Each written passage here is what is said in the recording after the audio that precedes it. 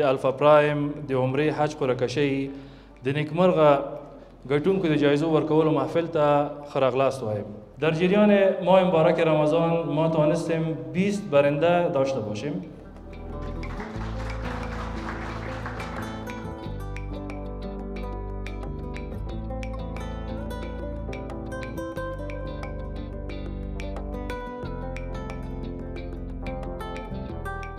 ما حدود دو ماه پیش یک سیم کارت گرفتم از شرکت روشن. باز یک 10 روز بعدش یک زنگ آمد برای ما که تو جایزه حج عمره یا مبادل آن 1 لک افغانی شدی. باز من اولش باورم هم نشد.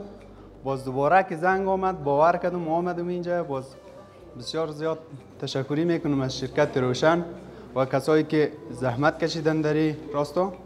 بسیار زیاد تشکر. روشن نزدیک شدن